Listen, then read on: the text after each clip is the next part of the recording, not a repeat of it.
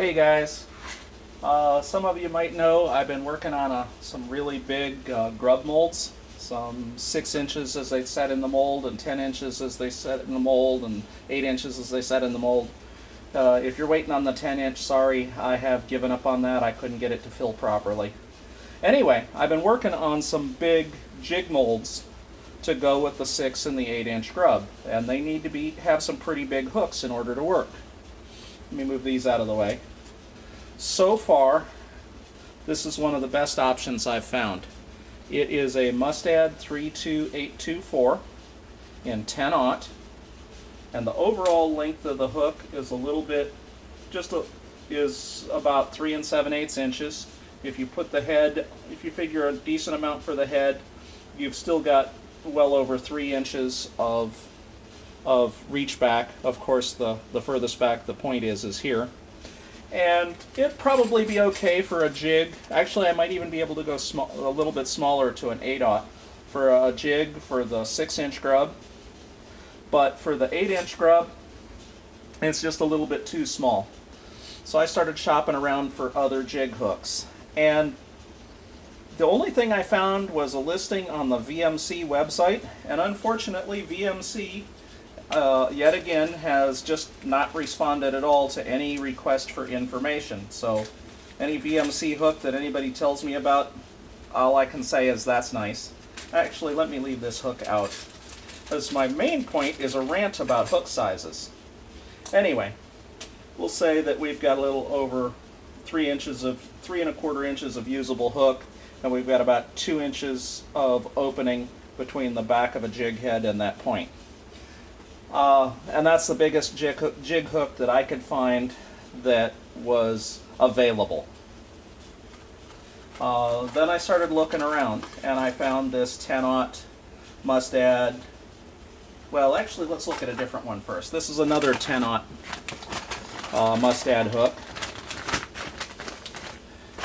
And it's pretty close to the same round bend and the same shank length if you look at it. But if you move this forward to be in the head of a jig, like using an eyelet and you know, putting a figure 8 or a barbell eyelet up here and maybe a stinger one down here, it's considerably shorter, so that's out. And then I found a 12/0 straight shank hook, but look at that eyelet, it's huge. You run the risk of having poor quality pores simply because the hook will heat sink the lead as it pours around it. It'll suck the heat out of it and it'll freeze off, especially if you have a collar for a bait keeper or a skirt or something like that on the jig. You could get poor quality pores. There are some ways to work around it, but that's generally it. So anyway, if you set that, you know, that eyelet far enough up inside, we'll assume that the jig would, you know, the back of the jig head would be the start of the ruler. You can set that a reasonable amount up inside there so lead can flow around it, flow down a collar if you have one, that it'll be locked solidly in the head, etc. You'll see that the 12/0 hook for length has the same usable length as the 10/0 jig hook.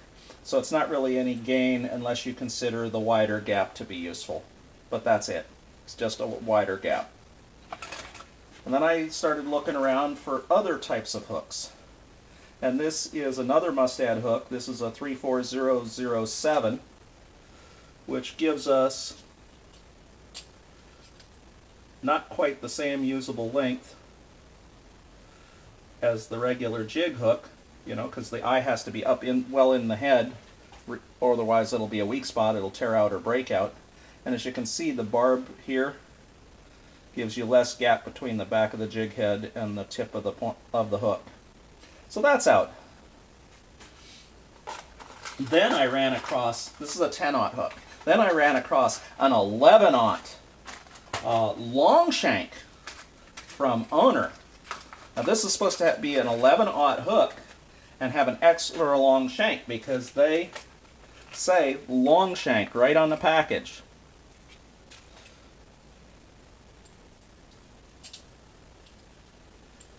Well, I don't know where they get the 11/0 because obviously the gap is small. The round bend gap is smaller. The bend of the hook is smaller, and the shank is shorter than just the shank portion. The whole hook is shorter than just the shank portion of the jig hook. So I think this is one of those circumstances of somebody said, hey, if we had a long shank hook, we could sell a bunch of them. So let's label this one a long shank. Anyway, that was a total waste.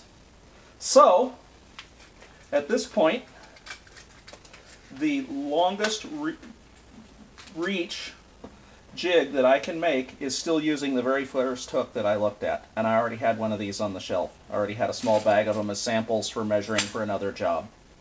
But it drives me bonkers that hook manufacturers just throw what seems to be random labels on stuff for no good reason. I'm going to go see if I have some other owner hooks on the wall in the back that are, well, I know I won't have any in 11/0, but that are large so that I can compare, but that was really disappointing. That's it. That's the biggest actual jig hook that I could find here in the US.